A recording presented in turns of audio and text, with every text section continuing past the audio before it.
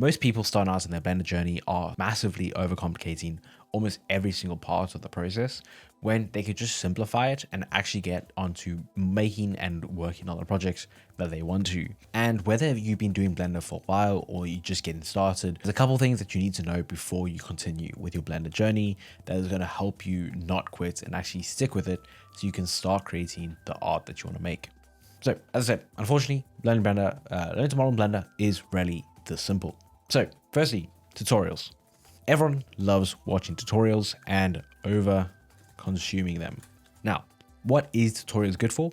Well, essentially, tutorials are good for getting you to your end goal. Now, you don't want to have the outcome of the tutorial to be your goal. There are two different paths you can go down when finding tutorials or anything like that. Number one, either you need to set a goal for a project, and throughout that project you're going to run into issues. Whenever you're modeling, if you have a specific tool that you don't know how to use, or you're running into a specific issue, that's when you can go Google and look up specifically how to use those tools. And ideally you make notes when you're working on that and learning those new things, so that you can start putting in that reinforcement of doing it over and over again so you can learn it properly. And the other way that you can do it is either use a tutorial for the first time doing X thing. So I like doing this a lot, where I'll start out on a specific project where it's like, maybe I'm learning how to do specific type of environments. Maybe I'm trying to learn how to do weapons. I'm trying to do how to do cars.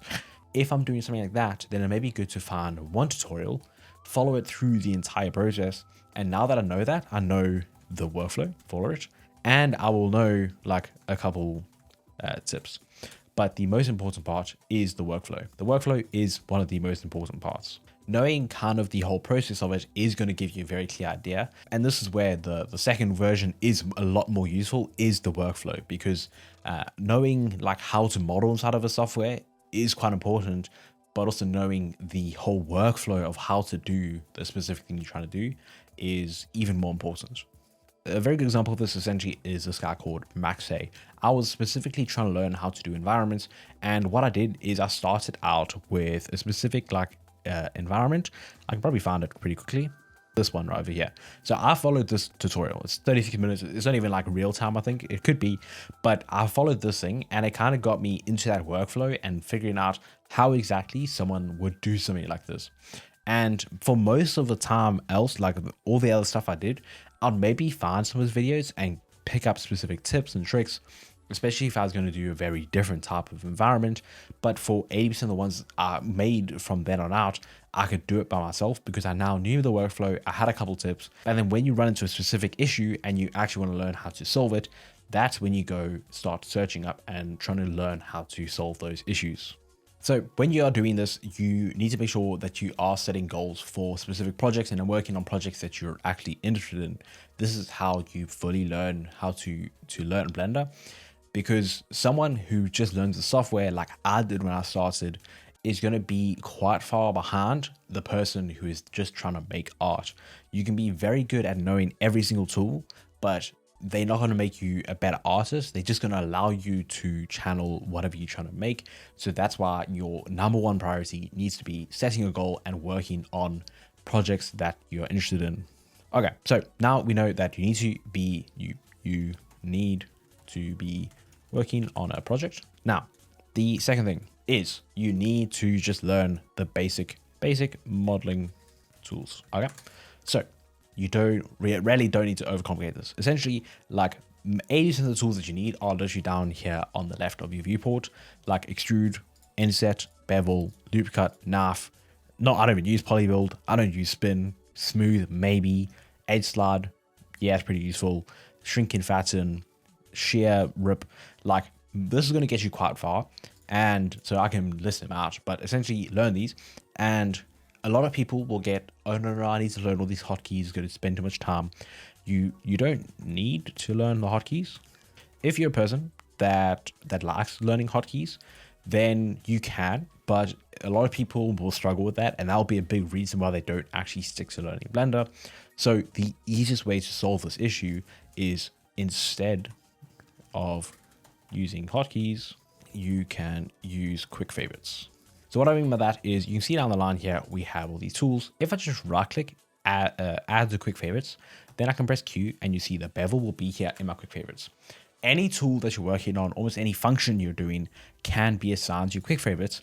And instead of having to go through all of this, you can just press Q to pull it up. And this is a really nice way because you can save it in a quick accessible thing without having to dig through all the different menus to find those tools. You have just a quick like list that you've made yourself to give you all your tools in one singular place. And when you're ready to learn those tools and learn the hotkeys for them, you can just find whatever the hotkeys are in the actual menus themselves. Like each of them will have a hotkey associated with it, or just make your own custom hotkeys, move stuff around. You don't need to. Like, I think most of my hotkeys are standard. When I started out, I probably had more custom hotkeys, and I've just basically made it as default as possible because I'm making tutorials mainly, and also because I just like hop on other people's computers and help them out. So that's most of the reason why I do it. But yeah, just make sure to go actually sit into your quick favorites, because that is a huge time saver and will allow you to work a bit quicker. I think I made a quick guide, and there's basically all the tools that you actually need to learn. I don't think it was very good, but I mean, 200 people downloaded it. But essentially, like I'll leave a link to you guys to download below for free, or just leave the Notion link down below. But yeah, so extrude, merge, edge slide, bevel, nav tool, loop cut, loop tools. So yeah, make sure to go download it. There are a couple different ones that you may want to use. Circle is good because that will make stuff round, which will be quite useful. Bridge if you need to cover two gaps, but I think there is a default one. If I go, if I delete this face, X faces, and I select these two, I can right click bridge edge loops. So there is a built-in one. Stuff like relax, space, curve can be quite useful. Yeah, loop tools, bridge, auto mirror. That's just kind of a dumb one. I don't know why it's even in here. Grab brush. I found that the easiest way, this is not really applicable to hard surface modeling, but the easy way to move vertices around is the grab brush. And inset, shrink fatten. Cool. Okay, I made 12 in here. I don't know what this card is. But yeah, there's probably 80% of the way there. Now, if you watch a time lapse of anyone working, you will see that most of the tools that people use are that basic list I just listed out. These are the building block. And this is a challenge that I even got set back in college was, and you can try it out yourself, is essentially try and make something and then try it again and don't use the same modeling tools or the same workflow. This will make you choose different workflows and also just push you out of your comfort zone and help you learn specific new tools and new ways of making stuff. It gets you out of your comfort zone and it gets you thinking outside of the box. And it can also just be a nice way to get more comfortable with a different range of tools, because one of the most important parts is making all of this become second nature to you. You don't want to make it that every time you boot up Blender, you're trying to like learn the same things over and over again. You want to start getting to a point where every time you hop in, you're just more confident and it becomes a second nature where you can just start modeling and it just becomes second nature to you instead of spending all this time. And that's why putting it behind these menus is so bad, because like if you're trying to model and then now you have to like click add mesh, then there, find the menu, find the sub menu. All of that takes a long time. And that's why even just adding it to your quick favorites can be a huge time saver throughout this process. Okay, so the next thing we need to talk about is topology. So this is relatively important. And on the other hand, it's also like way overhyped by a lot of people. To start out, what is topology? Basically your only goal is to get a good looking mesh. The main reason is you want to have a good looking mesh and you also want to have a good time working. These are the two things that you need to have. Essentially, if you have bad shading or anything like that, that is usually a result of bad topology, unless you've messed something else up. But essentially, good topology is helping you have no shading issues, like especially if you're making a smooth car surface or anything like that. You want to make sure that the reflections are good, that you don't just have like the smooth surface and then suddenly just goes like boom and has like this random bump in it. That is why you don't want to have bad shading. Then the other thing is just having a good time working. If you just have like 200 faces just all of these like little crunched up in the corner. That's just going to make your life a nightmare when you're working in Blender, and it's just going to make you want to not work on that model. So you want to make sure that you have a good time working with an easy mesh. So you want to keep it simple so that you can actually work on that model. Now, the basics of it is you need to start out with a triangle, a cube, or a quad, and an n-gon. What these are is how many vertices they have. So this is 3, this is 4, and this is 5 plus. Okay, so three vertices is the least amount of vertices you can have in a face. Okay, so your triangles. Everything technically under the hood is a triangle, but when you're working, you need to know these. So your triangle, your quad, and your n-gon. So quad is the ideal. This is the top tier when you're working. Now, the reason for this is because quads easily subdivide. So if I subdivide them, they're going to be very consistent and they're going to turn into quads, like it's quads again. N-gons are bad because they have 5 vertices. They're not smooth. They don't subdivide very well unless you are extremely intentional with it. So essentially how it would subdivide is it would, if you take all these points, they're going to just like duplicate, or one more vertex is going to pop in the middle. There's going to be one here, one here, one here. And the reason this is kind of bad, this is going to end up in a different edge flow. And this is also going to end up in a different edge flow where everything is going to come like this. So the main things behind it is essentially if you have a loop going around a like cylinder, if you have a cylinder like this, if you subdivide it, everything is going to be, or if you just select bits, everything is just going to be going around in a loop. Whereas if having anything like this, like a vertex or a face that comes in this way, so a vertex or face that comes in here, is going to come out like this, okay? Or it's going to come out like there. And same thing here. If this one comes in horizontally, it's going to come out at like this angle. Whereas this one, if a face comes in this way, it's going to come out the same way. So that's why you need to know exactly what you're doing if you want to be using anything else. Same thing with the triangle. If a face comes in like this, it's going to be going out like this. Same thing. This is going to go that way, and this is going to go this way. So these can be used very like smartly if you want. But when you're just selecting stuff, triangles and n-gons are not going to select nicely. Like you can just press Alt plus left click or something, left click, and it will select a loop. But if your loop has anything like triangles or n-gons, they are just not going to work. They're not just going to not select. So it just makes your life, again, a whole lot worse. When like it just makes your time working a lot worse. Another thing is just these can cause bad shading issues just because they can deform weirdly and stuff like that. One thing that people do a lot is they kind of overcomplicate it, make it seem like it's a specific art where like stuff is not going to work well. But essentially just find good references, especially to start, because you're not going to have that muscle memory or that building up that knowledge base of what is good and bad. And the only way you do that is by trial and error, but you can learn from others. That's why finding good reference can be really important, because they can show you how they would solve those specific issues. They can just be a bit of a puzzle to solve it, but you just need to learn the couple basics. By the way, I'll be opening up the 3D Modeling Academy very soon. I need to work on it a bit more, but if you want to get coached directly by me to help improve anything and answer any questions, then this will be linked down below. I'll leave that there. If you're interested, the link will be there. But if not, let's back to the video.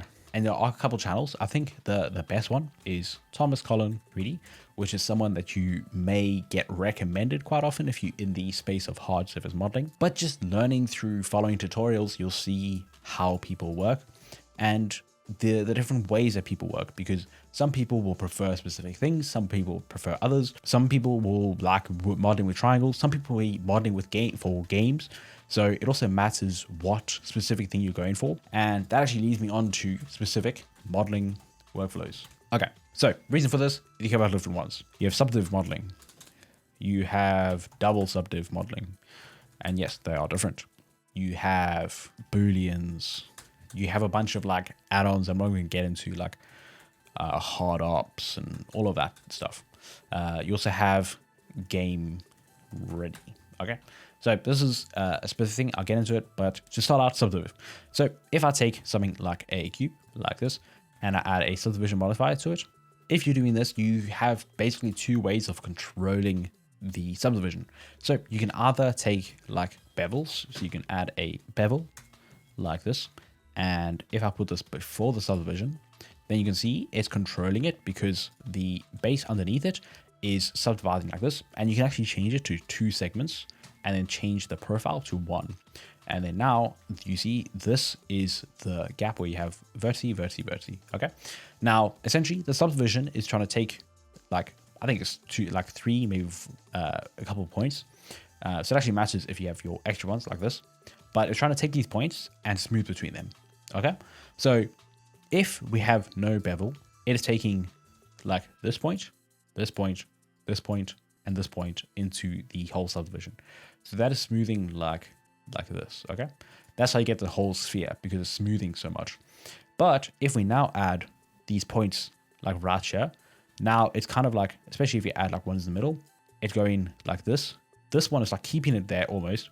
Then it's going here and then curving around and then keeping straight mostly. Okay. So you see, if I turn this bevel off and then put the subdivision on, you can see now like there, almost exactly, or not even, it's even more, where it's just this tiny little bit compared to if I take the bevel off, then it's just a circle. So this is the way that you can control a subdivision. And the same concept applies just to adding edge loops. You see, if I just add an edge loop, I can control how much of this edge is being smoothed out. So this is your subdiv modeling, where you make a mesh that looks like this in your low poly, and then you add a subdivision on top of it and it smooths everything out.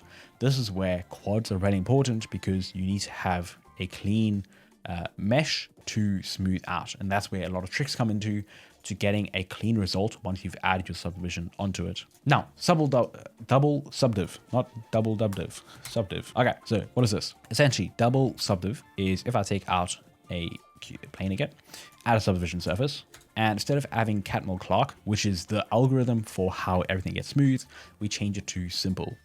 Now, simple is literally just dividing it without smoothing it at all.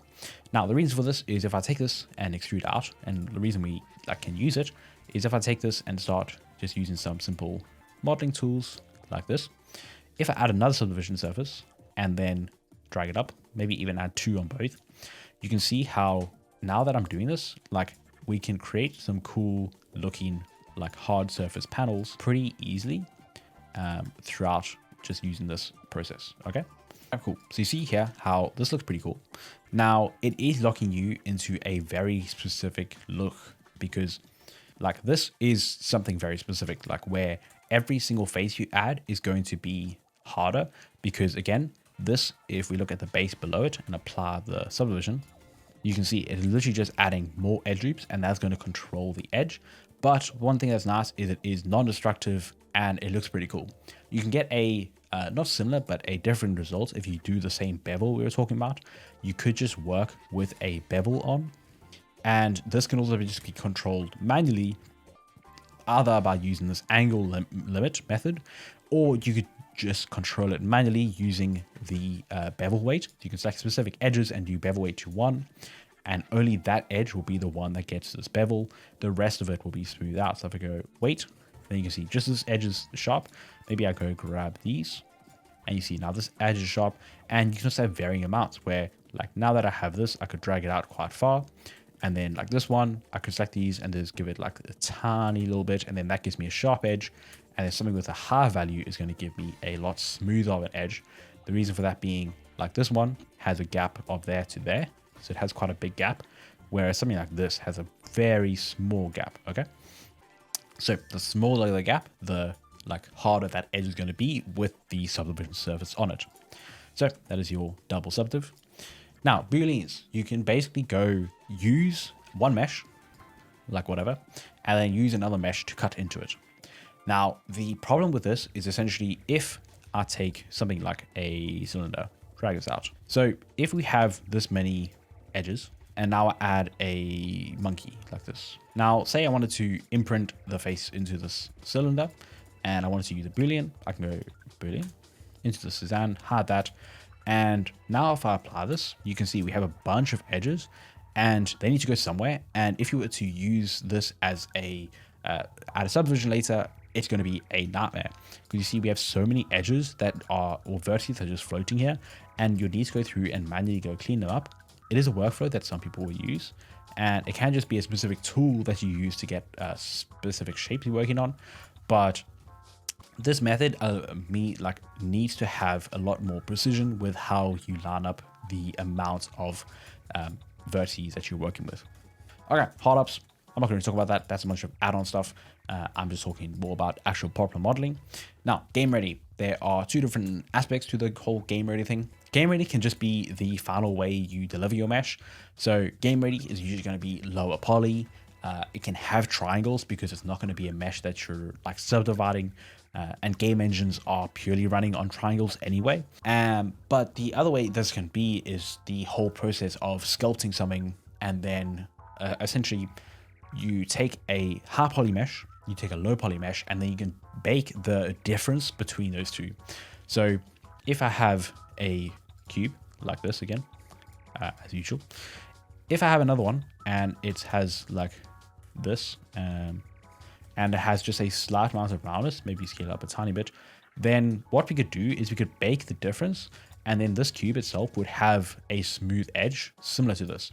But if you look at it from the side view, it'll still be square, but the shading, if you look at it from an angle like this, will still look like this, like it is the model below.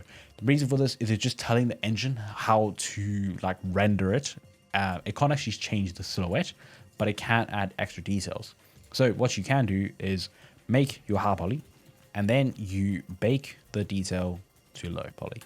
Okay. Now, another thing you can stem from this is the whole process of sculpting your mesh. So one thing that can be quite nice depending on the model you're working on is you can start out with the block out.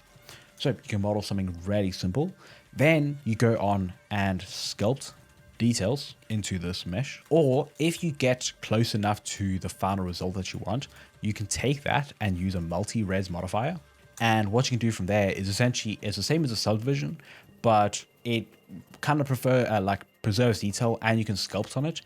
Subdivision is like non-destructive, where all these extra vertices, if I apply this, all these vertices over here, if I was in sculpt mode, I can't go and affect them like this. I can't do anything.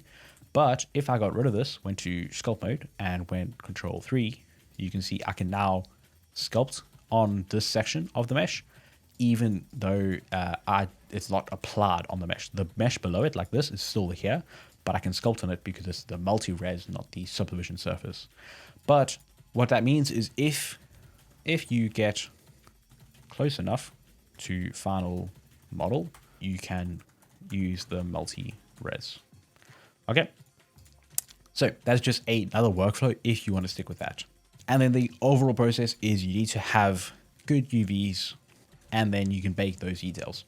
Now, obviously, if you're going to be sending to a video game anyway, then you kind of require to do the whole process of this, but it's just another option of a workflow.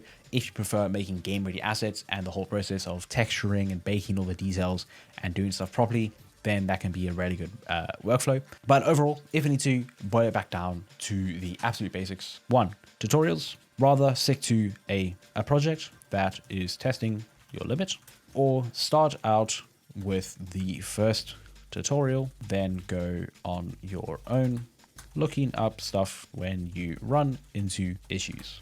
Now, 2, basic modeling tools. You only need like 10 tools.